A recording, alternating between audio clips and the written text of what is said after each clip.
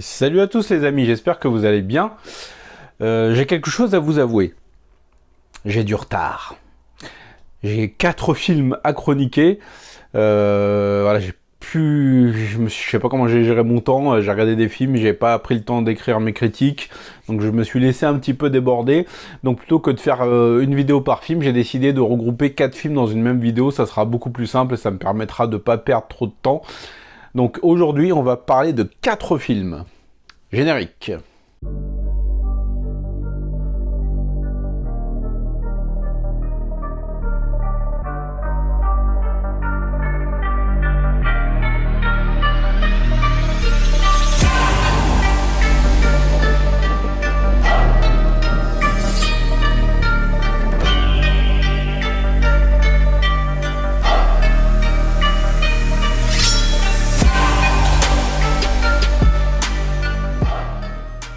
Et tout de suite, on commence avec le premier film, un polar un peu glauque et malsain qui se déroule à Hong Kong, Legally Declared Dead. J'ai un superbe accent anglais, je sais. 係佢殺咗佢繼仔，真係自殺。個報告係咁寫，就係咁。Un thriller donc, un polar thriller avec Anthony Wong, Carlos Chan et Karen Allam. L'histoire, c'est celle d'un agent d'assurance qui va être un jour contacté par Anthony Wong qui va lui demander de venir chez lui. Et bon, en arrivant sur les lieux, donc l'agent d'assurance qui est joué par Carlos Chan va vite se rendre compte qu'il se trame quelque chose d'étrange dans cette maison un petit peu lugubre. Et il va tomber sur le fils mort d'Anthony Wong. Il va se mettre en place toute une espèce d'enquête pour déterminer ce qui s'est réellement passé, si Anthony Wong est coupable de la mort de son fils qui est retrouvé pendu. Et il va y avoir un jeu du chat et de la souris qui va se mettre en place entre les deux. 再上嚟公司騷擾我，恐嚇我。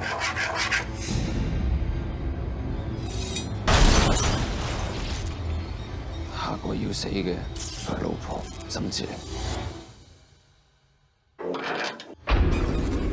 如果你而家肯解約嘅，你小朋友筆數我當唔知道。朱太你自己小心。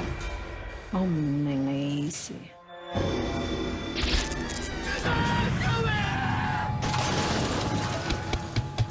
對唔住我。Alors c'est un polar que j'ai trouvé plutôt sympa, plutôt bien mené, jusqu'à un twist qui arrive au milieu du film. Le souci c'est qu'à partir de cette révélation, le film n'est plus vraiment surprenant. On suit le déroulement du reste des événements sans grande surprise malheureusement. Le twist du milieu prend peut-être un petit peu trop de place et en même temps paraît un petit peu évident quand tu regardes bien ce qui se passe. Et voilà, après ce rebondissement, donc, il n'y a plus vraiment de surprise. Ça va être un film qui va mettre en avant tout ce qui va être paranoïa, suspicion et à quel point une enquête peut obséder quelqu'un. Ça va être le cas du personnage de Carlos Chan. On retrouve aussi Karen Allam qui joue la femme d'Anthony Wong, une femme blessée, un petit peu dans l'ombre de son mari, qui est pas franchement très normal, qui est plutôt inquiétant. Et il va y avoir une enquête qui va se dérouler, un jeu du chat et de la souris qui va se mettre en place entre ces 3 personnages. J'ai quand même passé un bon moment, c'est pas le film de l'année, c'est pas le polar de l'année, mais c'est plutôt glauque, plutôt sombre, sans touche d'humour. C'est correctement mené, on va dire, plutôt pas mal réalisé. Bon, il n'y a pas de grands éclats à la réalisation. Mais voilà, c'est un polar plutôt sympa avec Anthony Wong et en 2019, ça fait toujours plaisir. On reste à Hong Kong avec le deuxième film et c'est un film que j'attendais énormément. J'en avais parlé dans ma vidéo de mes plus grosses attentes pour 2020 et ça y est, c'est enfin disponible. Je parle bien sûr du film I'm Leaving It.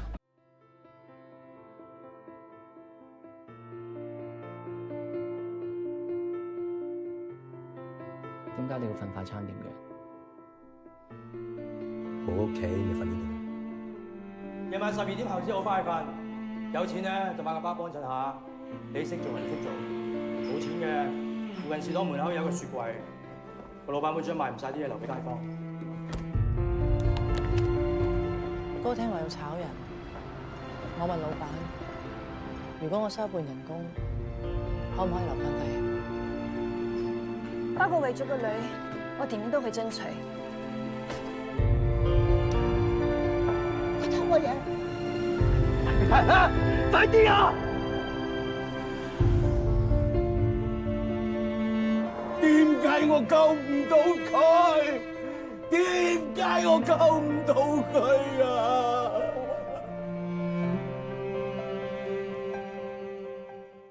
？Voilà, c'est donc, comme la bande-annonce le souligne, on va être face à un drame hongkongais. On va se concentrer sur une petite poignée de personnages qui dorment dans des McDonald's, parce qu'à Hong Kong, les McDonald's sont ouverts H24, et beaucoup de gens sans abri ou miséreux viennent y dormir pour ne pas passer les nuits dehors. Mais le film ne va pas se concentrer uniquement là-dessus.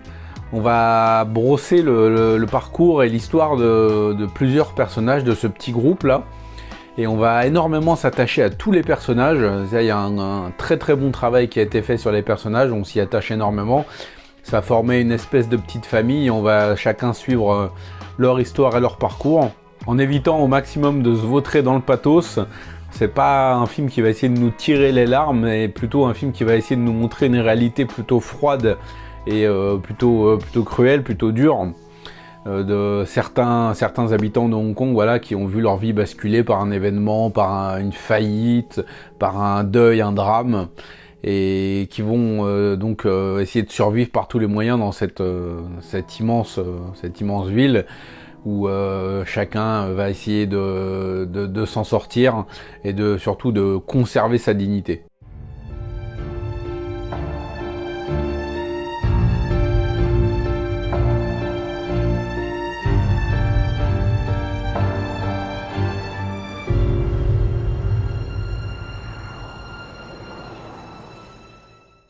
Alors j'ai trouvé Aaron Kwok fabuleux.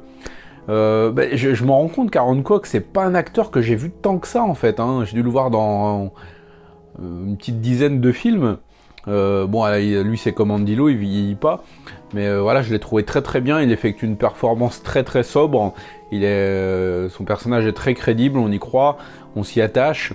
C'est un homme avec beaucoup de regrets, qui a une espèce de fierté un petit peu mal placée, et qui refuse d'aller de l'avant en quelque sorte, et qui se met des barrières, ce qui va lui porter préjudice un peu plus tard dans le film. On retrouve évidemment aussi ma chérie Myriam Young, une actrice chanteuse que j'adore, que je trouve vraiment fabuleuse. Elle donne vraiment du caractère à ses personnages, elle leur donne un grain réaliste que moi j'adore, que j'aime beaucoup. Elle était en 2015 dans 2 des meilleurs films hongkongais de l'année, She Remembers, He Forgets et Little Big Master, dont je parlerai à l'avenir. Et là encore, c'est une excellente performance. En plus, elle interprète une chanson d'Anita Moy à un moment donné. Alors, comme on dit dans le jargon, ça, quel plaisir! Et ceux qui connaissent bien le cinéma hongkongais retrouveront la gueule familière d'Alex Mann, qui a pris un petit coup de vieux quand même, hein, mais bon, il a une bonne soixantaine, hein, mais qui joue un personnage que j'ai trouvé vraiment très attachant. Je vais pas vous spoiler, mais ça m'a vraiment touché. C'est bien écrit, c'est crédible en fait. Voilà, il a entre guillemets que quelques scènes, mais c'est vraiment un personnage que j'ai vraiment beaucoup apprécié. J'ai aimé tous les personnages, et j'ai aimé que la fin, ne verse pas dans un espèce d'happy end. On est vraiment dans quelque chose de bien réel, et qui nous montre que les actes qu'on commet ont des conséquences malheureuses ou heureuses. Donc voilà, I'm Leaving It, c'est un énorme coup de cœur, et je vous le conseille vraiment si vous aimez les drames. En plus, c'est produit par Soi Chiang, et donc voilà, c'est vraiment un très beau film si vous aimez les drames hongkongais. Un genre qui s'affirme de plus en plus, je trouve, hein, puisqu'on a eu le très bon Mad World, on a eu donc I'm Leaving It, et j'ai l'impression que les Hongkongais, ils mettent plus d'énergie dans leurs drames sociaux que dans leurs films d'action. Donc en tout cas, le cinéma hongkongais est bien vivant, et I'm Leaving It en est la preuve. Troisième film, et je commencerai ma critique en vous demandant, vous savez que j'adore le cinéma d'horreur indonésien? Kenapa sih kita nggak jadi ke Bali? Sekarang malah ke tempat yang di map saja nggak ada. Dev, Ton. Ini Pak Pandi. Dia yang ngegedein kita di panti asuhan ini. Kalian udah lama di sini? Wow, asik ya tempatnya.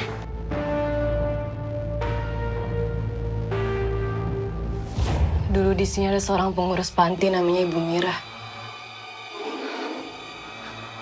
Terus Ibu Mira dikurung di kamar ini. Ibu Mira gedor-gedor pintu ini. Gedor pintu pakai kepala sampai kepala pecah.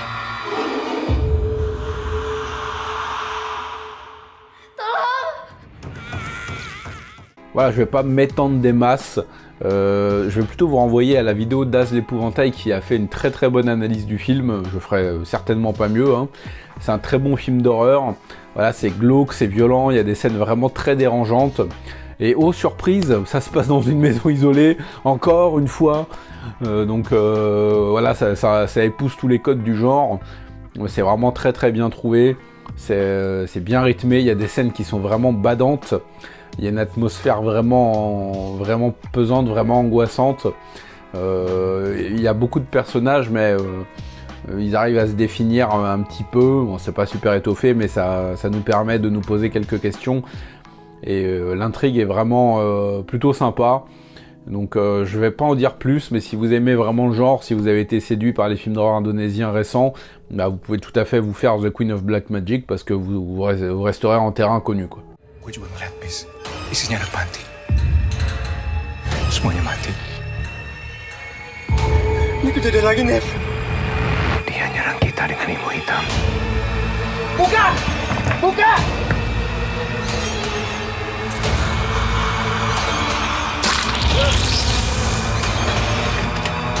What the hell is going on here? Tadi kita di sini, Pak.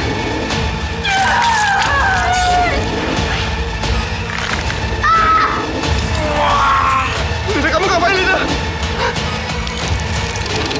Stop!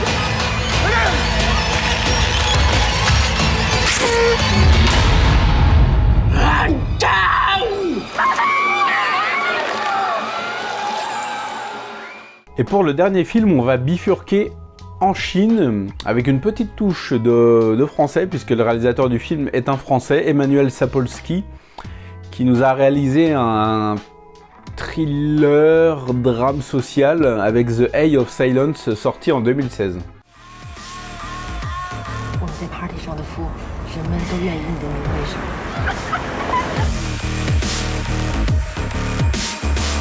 你看我们这都奔3的人了，再过2年就没人要了。你要找个有钱的傻逼才行啊！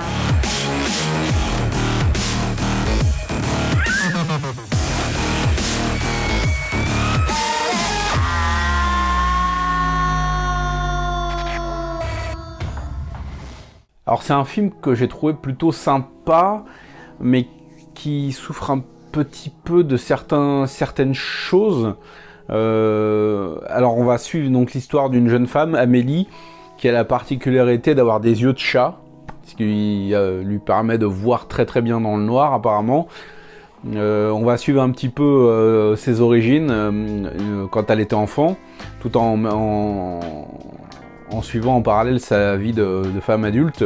Une vie de femme adulte où elle côtoie sa meilleure amie et toutes les deux sortent beaucoup en boîte de nuit, essaient de se trouver un mec un petit peu riche pour pouvoir se trouver une situation correcte. Et bon évidemment, quelque chose va mal se passer et la meilleure amie d'Amélie donc va se retrouver pris au piège par 2 hommes. Et voilà, je ne vais pas vous spoiler, vous en dire davantage, mais vous en doutez évidemment, voilà, la spécificité d'Amélie va lui servir un petit peu plus tard.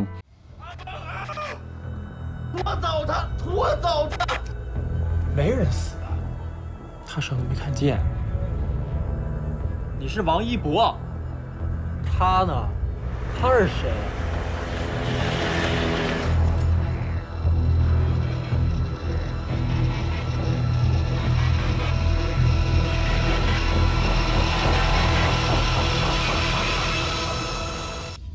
Ouais, c'est un film que j'ai trouvé pas mal, plutôt bon même, j'ai plutôt passé un bon moment, mais il y a un espèce de mélange de genres qui est bizarrement dosé. On va être donc entre le drame social en se concentrant donc sur cette jeune femme qui a une particularité physique et qui essaie de mener sa vie un petit peu comme elle le peut. C'est une femme indépendante, une strong independent woman, et elle essaie de se bâtir une vie. J'ai trouvé ça plutôt intéressant. On la voit petite avec son père qui l'a élevée, où il se servait un petit peu d'elle pour pouvoir gagner sa vie, mais jamais à des fins vraiment malsaines. C'est vraiment pour gagner leur vie. Et voilà, je m'attendais un petit peu à ce qu'il y ait un traumatisme avec le père, mais en fait non, pas du tout. On montre juste les bons moments qu'elle a vécu avec lui et la manière dont il s'est servi d'elle, donc dont il a exploité entre guillemets son pouvoir pour s'enrichir.